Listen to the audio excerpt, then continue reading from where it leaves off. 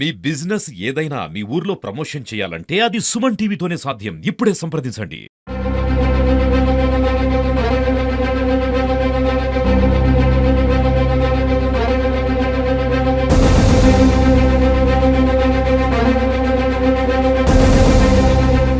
Welcome to Suman TV. నేను మీ మున్సాబి. గత 2-3 రోజుల కిందట ధరణి రెడ్డి గారు చేసిన వ్యాఖ్యలు ఎమ్మినూరు వైసీపీలో ప్రకంపనలు సృష్టిస్తున్నాయి. ధరణి రెడ్డి గారు మనతో పాటు ఉన్నారు. ఆయన అడిగి ఆ వ్యాఖ్యలు ఎందుకు చేయాల్సి వచ్చిందో తెలుసుకునే ప్రయత్నం మనం చేద్దాం. సార్, మీరు చెప్పండి సార్. మొన్న అంటే రాజీవ్ రెడ్డికి ఇస్తే నేను బరిలో ఉంటానని చెప్పారు.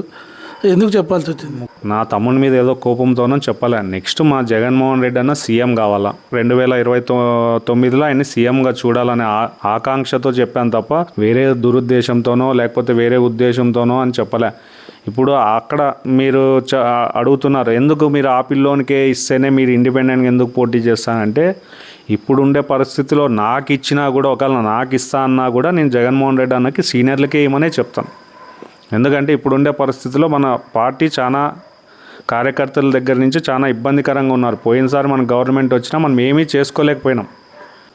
ఇక్కడ మా కాన్స్టిట్యున్సీ వరకు కూడా మాట్లాడినా చాలా ఇబ్బందికరంగా ఉంది. కానీ ఇక్కడ ఏమంటే సరైన నాయకులు బాలనాగిరెడ్డి అయితేనేమి, సీతారాం రెడ్డి గారు, ప్రదీప్ రెడ్డి గారు ఉన్నారు కాబట్టి ఇక్కడ ఏదో గడిచిపోతుంది. కానీ మిగతా నియోజకవర్గాల్లో ఇప్పుడు ఎమింగ్నూరులో మీరు అంత ప్రత్యేకంగా ఎందుకు ఆ తమ్ముడికి ఇవ్వడం వల్ల మనం ఒక సీట్ లాస్ అవుతాం. రేపు నాకు కూడా ఇస్తానన్నా నాకు కూడా వద్దని చెప్తాను, సీనియర్లకే ఏమని చెప్తాను. ఇప్పుడు ఈ సీనియర్లకు ఇస్తే మీరు సీనియర్లకు సపోర్ట్ చేస్తారా? తప్పకుండా. మొన్న కూడా అదే కదా చెప్పింది, సీనియర్లకు ఇస్తే ఒకవేళ నన్ను ఇప్పుడు కేశవరెడ్డి గారు తాతగారు అయితేనేమి, మా జగ్గిరెడ్డి బాబాయ్ అయితేనేమి, నా తమ్ముడు రాజీవ్ రెడ్డి అయితేనేమి, అన్న రా బాబాయ్ మన బాబాయ్ నిలబడినాడు అంటే నేను వెళ్తాను. వాళ్ళు వద్దు అంటే నేను ఏం చేయలేను కదా. లేదు బుట్టారేనకమ్మ ఆంటీ నిలబడి రా తమ్ముడు వచ్చి పని చేయంటే చేస్తాను, ఖచ్చితంగా పని చేస్తాను. అదేవిధంగా మన రుద్రగౌడ అంకులు వచ్చి పిలిచి రేపు పని చేయంటే కూడా చేస్తాను.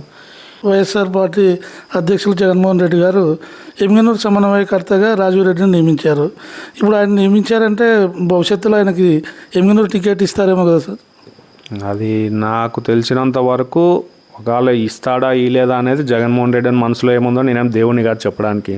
ఇప్పుడు నేను కూడా వెళ్తాను. వెళ్ళి ఎమింగ్నూరులో నడుస్తున్న సమస్య, ఎమింగ్నూరే కాదు మంత్రాలయం, ఎమింగ్నూరు, ఆదోని 3 ప్రాంతాల్లో ఇబ్బంది పడుతున్న విషయాల్ని, కార్యకర్తలు పడుతున్న కష్టాలని, కార్యకర్తలతో పాటు లీడర్లు కూడా పడుతున్న కష్టాలని కూడా నాకు చేతనైనంత వరకు నేను తెలియజేస్తాను. అనుకోవచ్చు, ఏం ఆదోన్లో లీడర్లు లేరా, ఎమింగ్నూరులో లీడర్లు లేరా, మంత్రాలయంలో లీడర్లు లేరా, నేనే చెప్పాలా అని కొంతమంది కింద ప్రశ్నలు పెట్టచ్చు.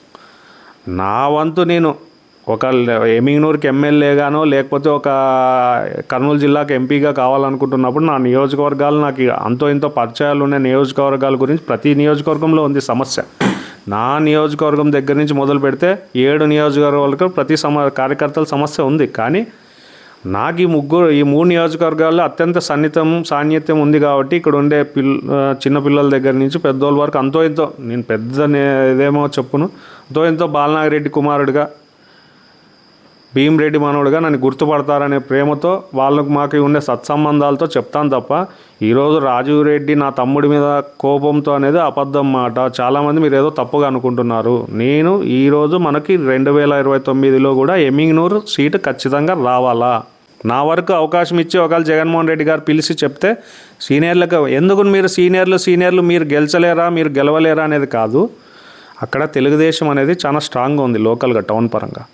అక్కడ ప్లస్ పల్లెల్లో వైసీపీ స్ట్రాంగ్గా ఉండొచ్చు. కానీ టౌన్ పరంగా ఇందులో ఆయన 3 సార్లు, మన బీవీ జయనాగేశ్వర రెడ్డి గారు 3 సార్లు పోటీ చేస్తే 2 సార్లు గెలవడం జరిగింది. 2 సార్లు గెలిచినప్పుడు కూడా గవర్నమెంట్ ఉంది. కానీ అవతల వ్యక్తిని కూడా మనం ఆషామాషిగా లెక్కేయకూడదు. నా తమ్ముడు రాజీవ్ రెడ్డికి ఇస్తే మాత్రం ధరణి రెడ్డి అనే వ్యక్తి ఖచ్చితంగా ఎమింగ్నూరు నియోజకవర్గ ప్రజల కుటుంబ సభ్యుల ఆశీర్వాదంతో, నా కుటుంబ సభ్యులు అంటే ఎమింగ్నూరు నియోజక ప్రజలు నా కుటుంబ సభ్యులుగా భావిస్తాను. వాళ్ళ ఆశీర్వాదంతో, నా కుటుంబం బలంతో ఖచ్చితంగా రాజీవ్ రెడ్డికి క్యాండిడేట్ అయితే మాత్రం ధరణి రెడ్డి పోటీగా ఉంటాడు. ఇది ఒక భీమరెడ్డి మనోడుగా, బాలనాగిరెడ్డి కొడుకుగా చెప్తున్నాను. దీన్ని వెనక్కి అడిగేసే ప్రసక్తే ఉండదు. నా ధ్యేయమంతా మా జగన్మోహన్ రెడ్డి అన్న నెక్స్ట్ 2029లో సీఎం కావాలా.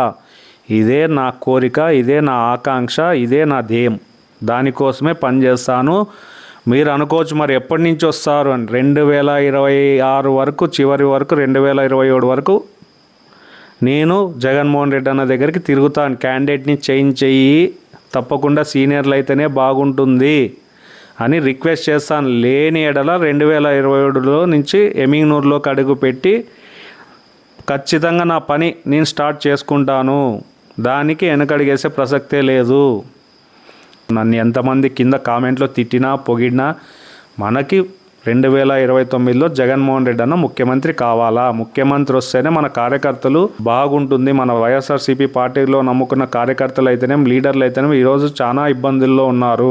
2029లో జగన్మోహన్ రెడ్డిని సీఎంగా చూడడమే నా కళని, ఖచ్చితంగా ఎమ్మెనూరు టికెట్ రాజీవ్ రెడ్డికి ఇస్తే నేను ఇండిపెండెంట్ గా బరిలో ఉంటానని ధరణీధర్ రెడ్డి చెప్తున్నారు. కెమెరా పర్సన్ షానుతో మునుస్వామి, సుమన్ టీవీ, మంత్రాలయం.